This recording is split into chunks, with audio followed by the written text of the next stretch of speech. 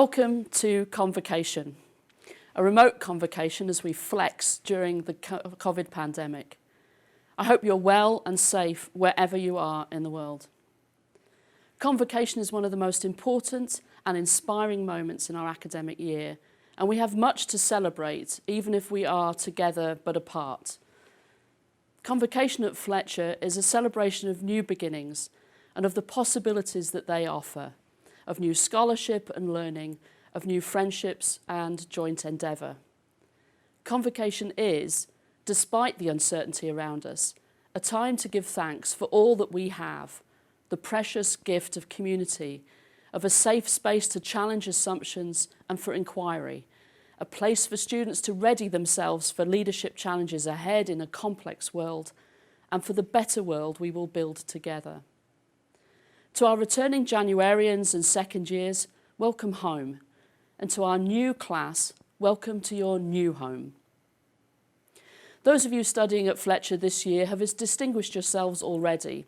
You have chosen in chaotic times to continue to invest in yourselves, and you are to be applauded. The faculty and staff have worked hard over the summer to be ready for this unusual semester. I am proud of them and excited at what we will achieve together.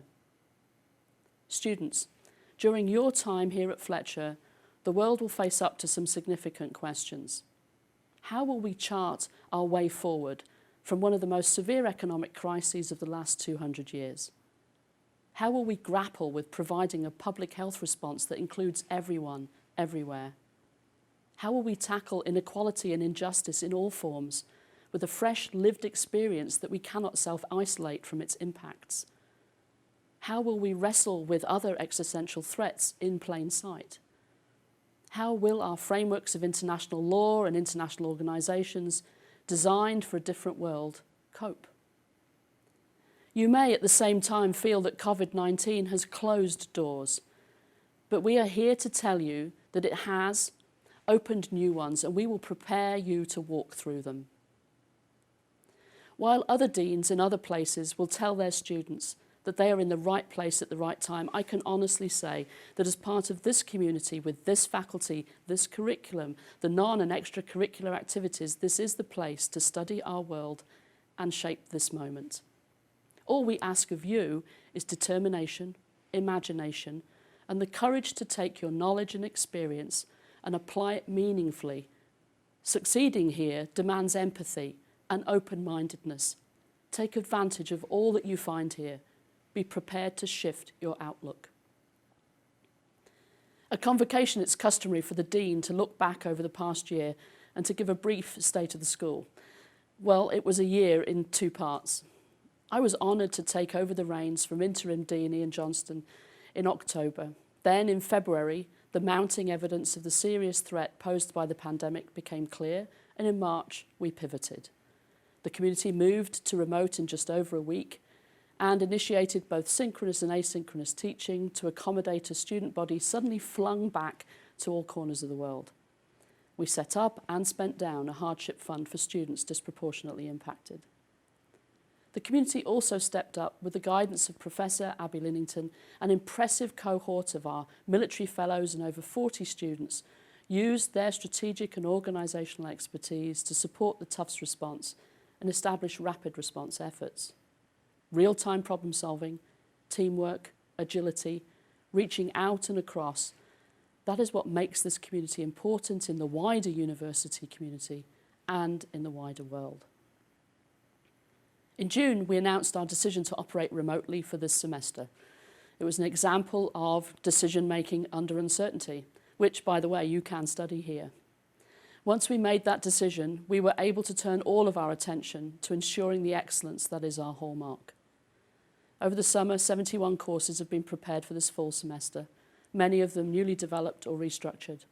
We've adapted the fall semester to offer a more flexible and new curriculum to this global student body with citizens of more than 30 countries in a multitude of time zones. We recognise that this may be stressful at times, and I want you to know that wherever you are studying, working or teaching, we will support you, and the services of Tufts University and the school are accessible to you. We will monitor and evaluate. We will learn and tweak our remote operations. For those of you close to Medford and Somerville, we've upgraded and retrofitted our facilities, and as part of Tufts have instituted a world-leading testing protocol and safety procedures to ensure that locally residing students in need of Fletcher's on-campus resources have safe means of accessing them. Let me highlight a few other developments over the last year. Issues of diversity, inclusion and belonging, equity and justice were recognised as needing greater attention at Fletcher before the tragic events of this summer in the United States, which then ricocheted across the world. 20,000 young people poured onto the streets of Paris following the death of George Floyd. Huge demonstrations took place across the United Kingdom. The Africa Union issued an unprecedented statement. And on Mandela Day, July the 18th, the UN Secretary-General reflected on the history and structural inequality in our international system of governance. Building a school of international affairs, where everyone belongs, where our diversity is recognised as a strength, and where justice and equity are explored through our approach to international relations, is a priority. This summer, we established a standing committee on diversity, inclusion and belonging, whose mandate is to coordinate action.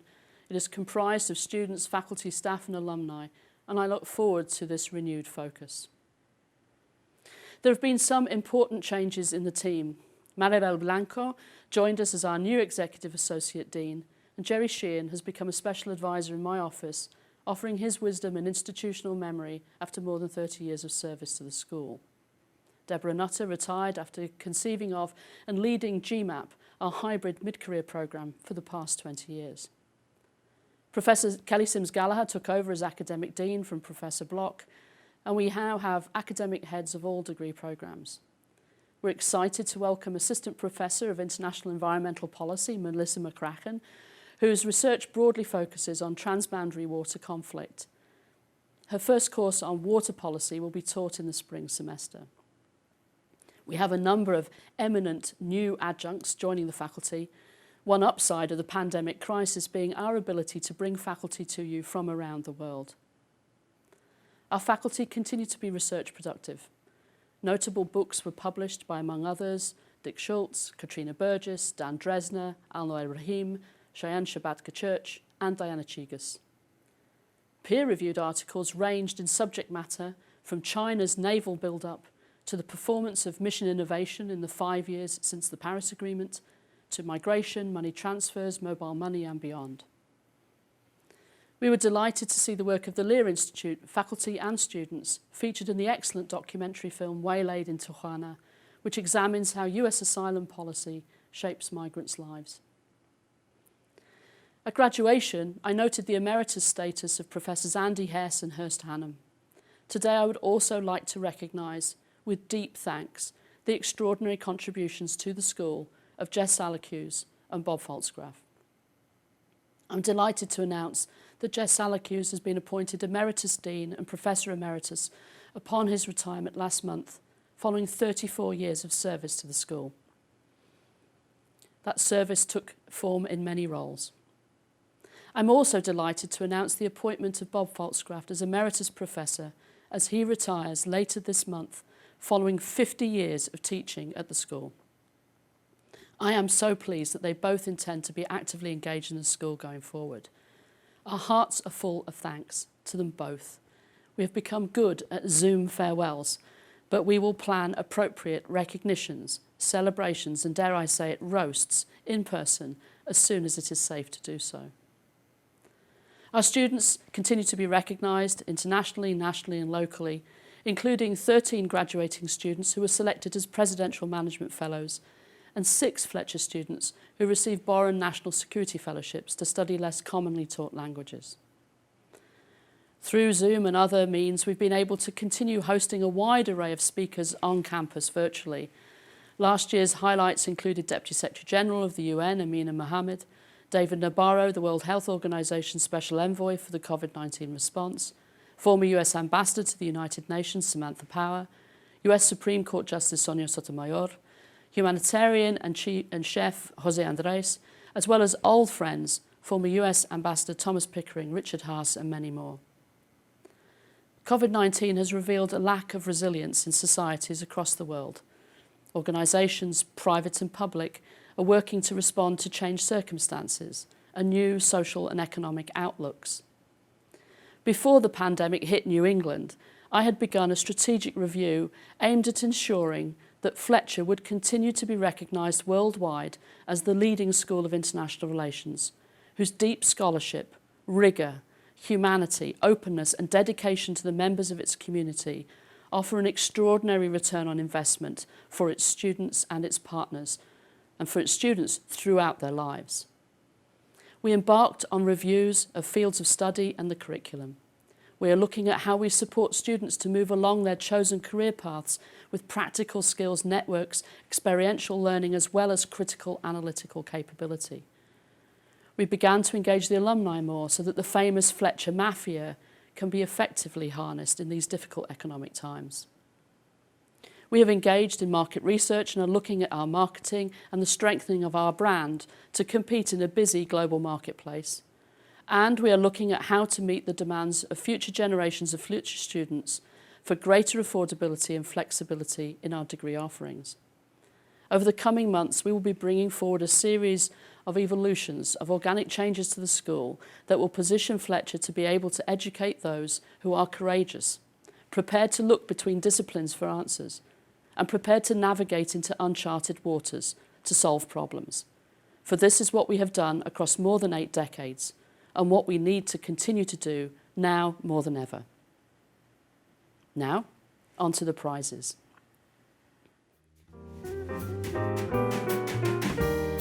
Each year, the Alfred P. Rubin Prize is presented to a rising second-year student who, through his or her academic performance in international law, best exemplifies the tradition of excellence in scholarship that we associate with Professor Rubin. Professor Rubin was known and admired around the world as a first-rate scholar and as the leading proponent of an approach that examines international law within the turbulent social setting of international relations. He was also a great teacher who educated many generations of Fletcher students and faculty to think clearly and soberly about the structure and effects of international law. Professor Rubin's impact continues to be felt at Fletcher, and we're really delighted that members of his family are able to join us in the audience today. This prize, made possible by the generous support of Professor Rubin's students and colleagues, honours his efforts and the efforts of the recipient. This year, the law faculty voted to recognise Dylan Kim to receive the prize.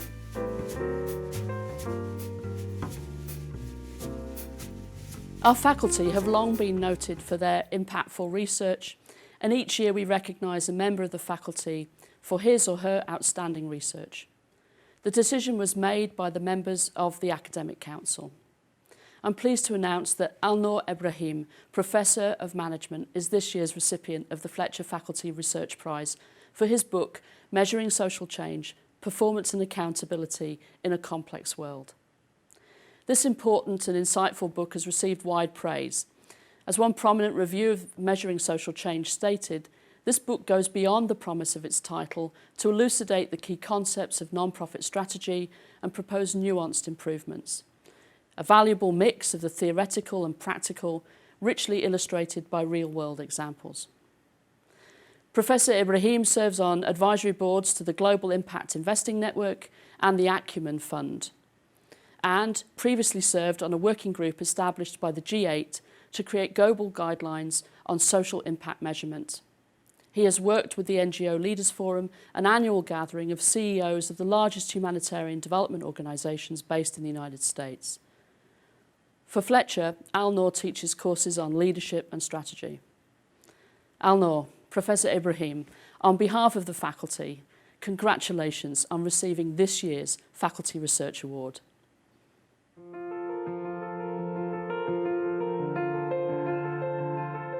Thank you so much, Dean Kite and the Academic Council, for this very special honor. I'd like to take a moment to appreciate Dean Kite's leadership in the past year. Little did you know when you took the job last October, Dean, of the momentous change on the horizon. And yet, you've led the school with clarity, fierce persistence, and a wry wit that helps put things in perspective. Students, a very warm and special welcome to all of you, both returning and incoming, and to your families. Since this is a convocation, an assembly for a special purpose, it would seem fitting to ask the most existential of questions. Why are you here? Why are we assembled here at the Fletcher School? I'd like to read to you an excerpt from the keynote address delivered at the first such assembly at the establishment of the Fletcher School in the fall of 1933 by James Shotwell, a prominent international historian. Think about the parallels to today. The school was founded during the Great Depression, during a time of rising fascism, increasing inequality, not long after the 1918 flu pandemic, and of course, the First World War. It was a time when nation states were looking inwards, closing borders, and fearful of others. Here's what Shotwell said, abbreviated for Zoom, at the launching of Fletcher. The opening of the school takes place in the midst of one of the greatest crises in the history of diplomacy. A crisis which also may affect fundamentally the history and development of law. Ever since the World War, the chief problem of statesmanship has been the creation of a new world order. Instead of international anarchy, there should be international cooperation. Instead of the arbitrament of arms, agreement by conference and judgment by a court. Instead of the strategy of war, the strategy of peace. Shotwell's remarks sound eerily relevant and familiar, don't they? The values that this school was founded upon, global cooperation, multilateralism, rule of law, diplomacy, are still very much at its core. And they still need to be strengthened and redesigned for today. At the time of Shotwell's address, many of the multilateral institutions that we know today did not exist. The World Bank, the International Monetary Fund, the World Health Organization, the Food and Agriculture Organization, these would all emerge after the next crisis, World War II. Today, these global institutions remain necessary, but are insufficient to the challenges before us. The United Nations Sustainable Development Goals will not be met without heavy commitments by business. International aid flows are minuscule in comparison to foreign direct investment. So I ask you, what new global order will the current crises bring? And what role are you prepared to play in creating it? We have an opportunity to think creatively and boldly, and you have an opportunity to prepare yourself. So to make the most of your time at Fletcher, I want to pose 3 very practical challenges to you. But first, let's take a small detour to the forest so I can introduce you to 2 animals, the foxes and the hedgehogs. Now, some of you may recognize these creatures from an essay by the philosopher Isaiah Berlin, written in 1953. Here's the basic idea. Some people see the world through a single lens, a core idea, an essential truth. That's the hedgehogs. Others draw on multiple perspectives to paint a more complex and messy view of the world. That's the foxes. By virtue of being at Fletcher, you will develop your fox DNA quite naturally. You will learn to see complex global problems like climate change, global migration, or cybersecurity through interdisciplinary lenses. But at the same time, you will need to develop your inner hedgehog, your expertise. And you can do this at Fletcher in at least 2 ways. The first is be strategic about picking your fields of study. These are your domains of expertise and legitimacy. Second, be strategic in picking a capstone topic that allows you to go deep and to establish yourself in your chosen field. I've had many former students who have landed jobs because of the depth and quality of their capstones. It becomes their calling card with employers. So your first challenge at Fletcher is to learn to be both a fox who sees the big interdisciplinary complex picture, but also a hedgehog with your own domain of expertise. The expertise here at Fletcher is remarkable in impact investing, human rights, peace building, human security, and so on. That makes this a very special place, so make use of the opportunity. The second challenge I'd like to pose to you is to make the leap from being an individual performer to learning to build teams. Most of you, prior to Fletcher, have been high-performing individuals. You've excelled in your jobs, in your studies, but this is very different from building a team or building something that's bigger than yourself. So use your time at Fletcher to master this challenge. You'll work on many teams here, even a dozen in just 1 year. When things don't go well, someone isn't pulling their weight, or they turn in work that doesn't meet your quality standards, your natural inclination will be to do the work yourself and to get a good grade. But notice, you will have defaulted to individual performer mode. So what's the alternative?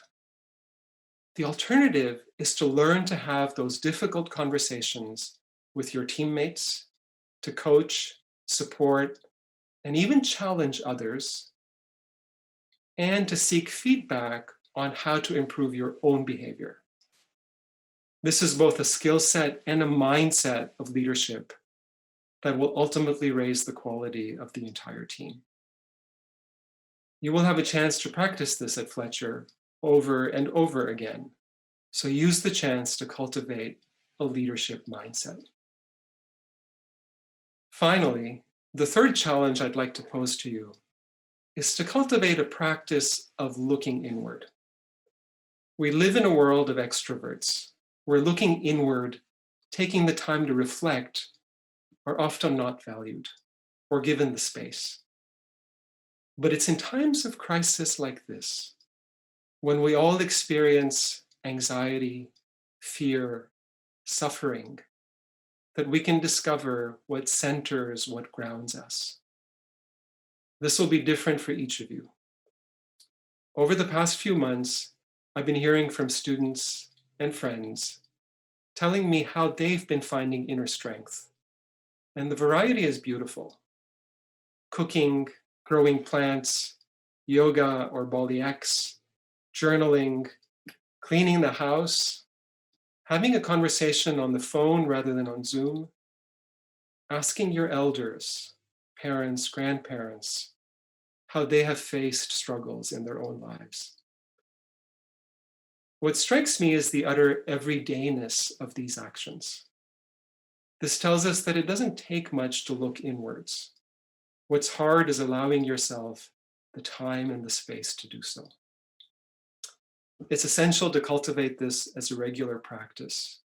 It will strengthen you through this crisis and the others that will no doubt come.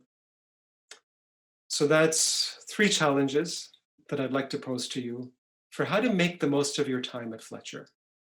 Be both a fox and a hedgehog, the Fletcher hedge foxes, if you will. Make the leap from being an individual performer to learning to build teams, and cultivate a practice of looking inward. This is your moment to prepare yourselves to make our precious world better. And it's a privilege at Fletcher for all of us to be with you on this journey. Thank you. Thank you, Professor Ibrahim. And now to remarks on behalf of the students. Abdulsalam Kako is a second-year student in our Master of Arts in Law and Diplomacy program. Salam is an officer in the US Navy and a graduate of the United States Naval Academy. He has had operational tours to the Middle East, Europe, Africa, and the Indo-Pacific region. Salam was born in Iraq and grew up in Tennessee. Last academic year, he was one of 3 entering students elected to serve on the Student Council. He was one of many Fletcher students who volunteered considerable hours to assist Tufts University leadership last spring during the response to COVID-19, setting up a process to address plans for the current academic year. He's also served on critical hiring committees.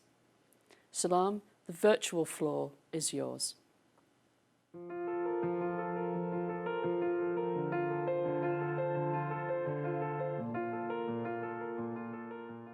Hi.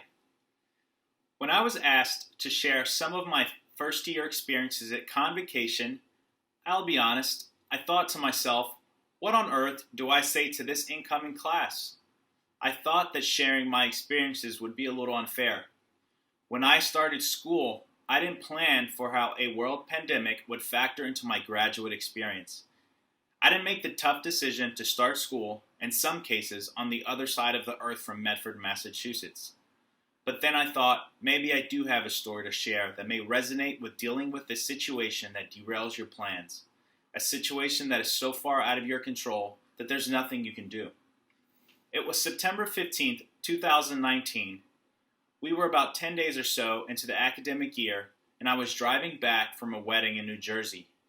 I had made it to Connecticut and was cruising on the highway when the drivers ahead of me and I came to an abrupt stop. Unfortunately, the person behind me wasn't paying attention and hit me at around 75 miles an hour.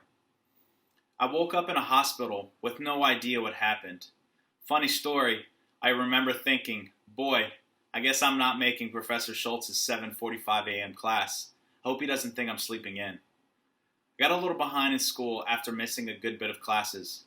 I realized it was bad when the registrar offered to medically roll me for a semester. That accident was a moment for me to reset.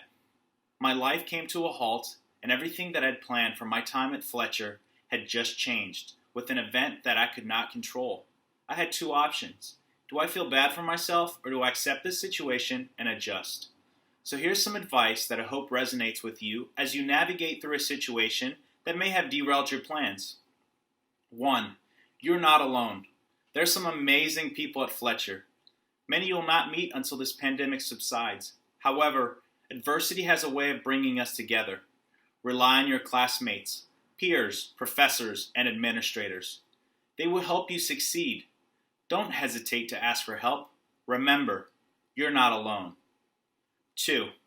Learn to thrive in chaos. None of us planned for this when we applied. It has changed many of our plans, and for most of you, plans will change again when it's time to go back to in-person education. The world that we have inherited doesn't have easy fixes to its problems. Learn to thrive in chaos. 3. Invest in yourself. Take advantage of the opportunities that the Fletcher School provides. This place is a melting pot of excellence. Absorb all that you can from both the like-minded and not. Be excellent to yourself by taking the time to be better. If you are in an exchange semester or enrolled in a PhD program, your time at Fletcher will fly by. The one mistake you can make at this institution is to not invest in yourself. Wherever you are in this world, I want you to know that your home at Fletcher is waiting for you. We look forward to having you here. And oh, if you're wondering, no, I'm not wearing pajama bottoms. Stay safe, stay healthy, see you around. Thank you, Salam. In its short history, the Fletcher Class of 1947 Memorial Award has become a cornerstone of the school's convocation, with the awardee annually delivering the school's convocation address. The award is made to a distinguished living Fletcher graduate for service to the school and advancement of its founding ideals and purposes. It's a great honour for me to introduce our keynote speaker and this year's Class of 1947 Memorial Award winner, Fletcher alumna Antoinette Sayeh. Antoinette currently serves as Deputy Managing Director of the International Monetary Fund. She's a powerful advocate for low-income and fragile states' economies and has a keen intellect, where she has represented Fletcher's values fiercely over her portfolio career, spanning international financial institutions, government service, and think tanks. After earning a mould from Fletcher in 1980 and a PhD in 1985, Antoinette served in economic advisory positions in her home country of Liberia's Ministries of Finance and Planning. From there, she embarked upon a 17-year career at the World Bank, including as country director for Benin, Niger and Togo, and senior country economist for Pakistan and Afghanistan. She left the World Bank and returned to post-conflict Liberia to become its Minister of Finance in the first government of Ellen Johnson Sirleaf. Antoinette led Liberia through the clearance of its long-standing multilateral debt arrears post-conflict, the HIPC decision point, Paris Club negotiations and its first poverty reduction strategy. She stepped out of government in 2008 and became the first ever female director of the IMF's Africa Department. After serving since 2016 as Distinguished Visiting Fellow at the Centre for Global Development and co-chairing IDA 19, the World Bank's Fund for the Poorest and Most Vulnerable, which was replenished at over $70 billion, Antoinette returned to the IMF in her current role. Antoinette has navigated not one, but two unprecedented threats to the world's financial health on the global stage: the 2008 financial crisis and now the COVID-19 pandemic. For her commitment to public financial reform, her years of experience working with fragile states and low-income countries to build and rebuild their economies, I am proud to present the Class of 1947 Memorial Award to Antoinette Sayeh. So, Antoinette, I'd like to present you with this token of our appreciation.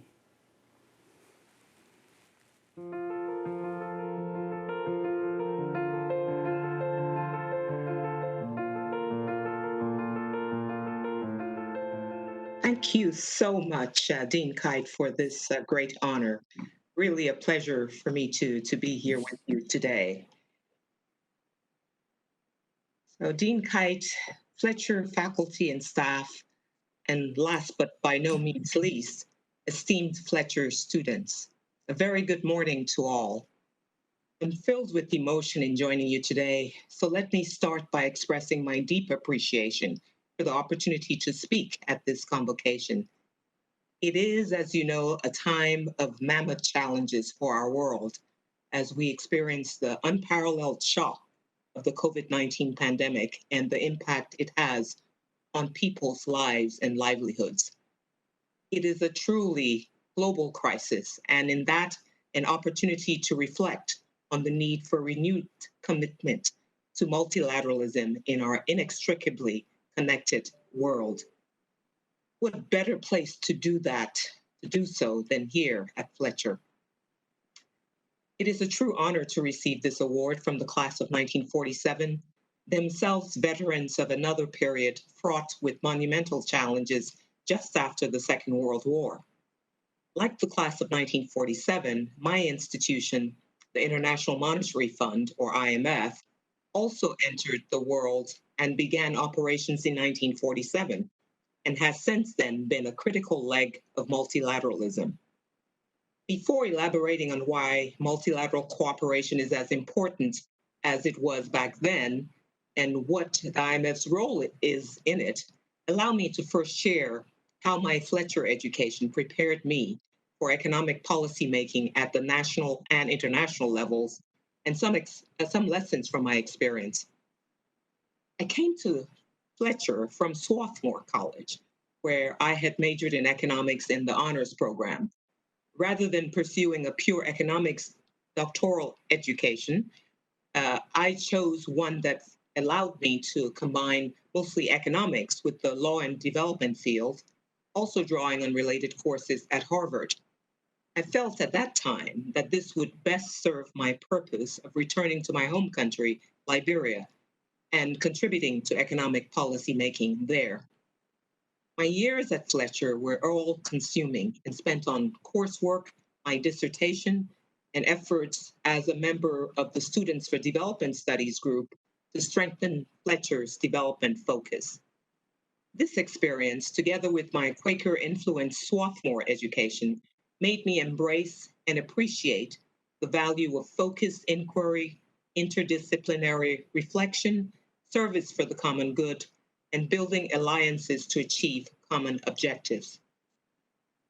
Fletcher, therefore, prepared me well to contribute to policymaking, pursue reform, and focus on results in a developing country context. But Liberia had meanwhile taken a different turn, and one not conducive to realizing development aspirations. When in high school, and as I began my undergraduate studies at Swarthmore, Liberia was among the most prosperous countries in West Africa. When I received my Fletcher PhD and returned in 1985, I met a country very different from the one I had left behind. During the Samuel Doe dictatorship, making a positive contribution in the economic sphere was practically impossible. One could not be an honest technician without running afoul of the avaricious politics of the day. The time was simply not right. So 3 years later, in search of more purposeful development work, I joined the World Bank. As a young undergraduate, I had felt, as did many of my fellow students, that the bank and the IMF were part of what was wrong with development. Big, faceless institutions full of bureaucrats pushing paper and promoting the interests of the rich countries. But I subsequently spent a summer at the bank and another at the fund during my Fletcher years, and discovered that inside these institutions were many good, hardworking people doing their best to support reform and development. For a decade and a half at the bank, I worked on countries in Africa and South Asia, on corporate issues, and with senior management. Sitting across the table from governments with varying degrees of commitment to reform, I was sometimes frustrated with the pace of change, wanting things to move more quickly. But there were also times of elation when countries charted the way forward with true commitment and when one could serve as advocate and champion for them. This taught me the important lesson that even the best reforms will fail without ownership or when political realities are stacked against them. And this served me well when I returned to Liberia in January 2006. Driven by the prospects of making the contributions to my country that I had been denied during the Doe regime, I made the difficult decision of resigning from the bank, leaving my son behind in the middle of his senior year in high school, to become Liberia's post-conflict Minister of Finance. Leading our reforms and seeing the issues from the other side, I felt that our development partners were at times pushing too hard, often oblivious to political constraints, the socio-economic context in which decisions were being taken, and the power of vested interests. Yet there were periods when our efforts benefited from strong partners refusing to compromise in the pursuit of fundamental reforms, as when the IMF navigated the political economy constraints in helping us take a big step forward to improve the integrity of the budget process. And support from these partners was key to unlocking international assistance.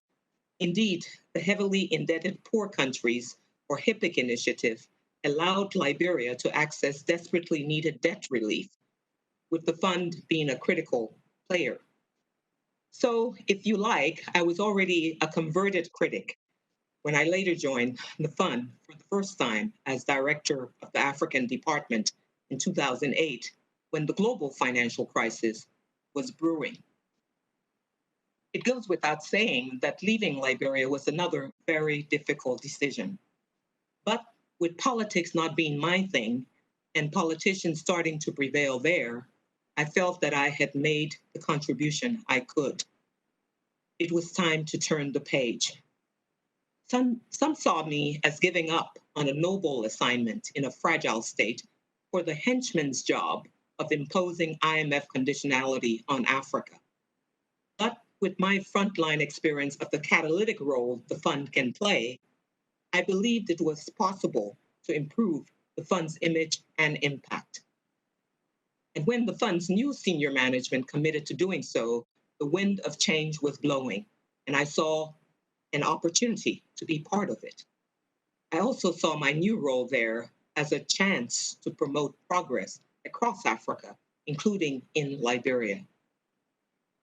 Among many rewarding things during my 8 years leading the African department, I experienced the satisfaction of supporting countries through the food and fuel crisis, the region asking the fund to be its voice when the G20 crafted a response to the global financial crisis, helping a determined country like Rwanda transform itself, advising African countries on forging productive engagements with new non-traditional creditors, and deepening the Africa Rising theme in our advice to and work with the region. Although enduring stereotypes remain and our work must continue to adapt to the region's evolving needs, I can say that the IMF's image in Africa today, and indeed in most countries, is significantly improved with its strengthened focus on country ownership and country-specific circumstances, as well as its engagement with civil society organizations, labor unions, and parliamentarians to build support for reforms. It seems like I have a knack for joining the IMF at times of crisis. I did so for the second time 6 months ago, at the beginning of a crisis like no other. Like many of you, I have been working remotely from home since then. These are truly exceptional times that call for exceptional action. The fund is responding to this crisis with unprecedented speed, providing assistance to a record number of countries. This includes disbursing over $30 billion to 75 countries since March, providing debt service relief to 29 of our poorest members, and urging official bilateral creditors to suspend debt service payments from the neediest countries, which the G20 countries are taking forward. We have continued with our important multilateral surveillance work, meaning we take the pulse of national economies and the world economy as a global public good. Our country teams are in direct contact with many authorities to provide them with advice on navigating the economy during the crisis and how best to plan for recovery. But we are not only providing advice to countries on the right policies, we are also helping them go about implementing them through technical assistance and training to central banks and ministries of finance. The IMF is indeed at the center of the global financial safety net, and we are deploying our entire lending capacity of $1 trillion, as well as our intellectual firepower in service of our membership. As we plan for recovery, we have an incredible opportunity before us. In the same way, the 2008 global financial crisis led to reforms that made banking systems more resilient, we have a chance today to help countries take action to promote a green and more inclusive recovery, one that benefits all segments of society. As our managing director, Kristalina Georgieva, recently said, the best memorial we can build for those who lost their lives in the pandemic is a greener, smarter, fairer world. But such a world is not possible in the absence of purposeful multilateralism, which has been at the heart of all major milestones in the 75 years since the Second World War. During this period, there has been more economic progress for more people than at any comparable period in history. Indeed, multilateralism and international cooperation lay behind the success of the good times and reduce the duration and intensity of the bad times. Take the recent example of the Great Recession that began in 2008. It did not become another Great Depression, largely due to the bold, coordinated response from the international community. It is the IMF's raison d'etre to promote such cooperation. We provide a unique platform for global economic dialogue, and we employ our instruments of financing, analysis, policy advice, technical assistance, and training to bolster confidence and galvanize action. The challenges facing the world today transcend national borders. whether it is dealing with a global pandemic, managing the digital revolution and its implications for jobs and social protection, promoting fair international trade and tax systems, and fighting climate change, all of these issues can only be tackled through countries working together.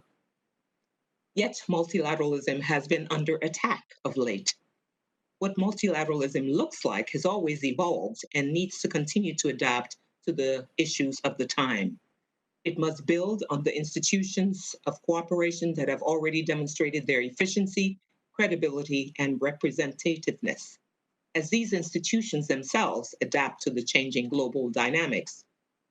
It must also find a way to include important new networks of influence that are bringing their voices to bear, while instilling a renewed commitment to the global public good. But when support for international cooperation falters, we must remember the lesson the world has learned over the last 75 years. Solidarity is self-interest. Let me close by stressing that at no other time has the value of a Fletcher education been more self-evident. In a world of growing geopolitical tensions, massive pandemic-induced economic disruption, and opportunities to build for the better, higher education with a global lens can enable the world-first vision and capability essential to the realization of our global potential. I have been blessed with that education throughout my career, as I am confident you will be in yours. Thanks very much for your attention. Antoinette, thank you so much for those stirring words and for all that you do. Professor Ibrahim took us back to our founding and asked you to both refine your hedgehog and play with your foxes. Salam told us not to be afraid of chaos and to thrive in it. And I think Antoinette Sayeh reminded us of the challenges of this time and the purpose and use of a Fletcher education. So in closing, all I ask of you is that you make full use of your time here at Fletcher. You study hard, you push yourselves, learn from one another, study the past, and plan yourselves and plan for the future. 75 years ago, Eleanor Roosevelt, who played a critical role in the founding of the UN, which celebrates its birthday this month, and who became the first US delegate to the General Assembly, and then chaired the drafting committee for the Universal Declaration on Human Rights, was very clear on what it takes to build a better world. It isn't enough to talk about peace, she said. One must believe in it. And it isn't enough to believe in it. One must work at it. We all have much work to do here, together at Fletcher. So now let's get this year started.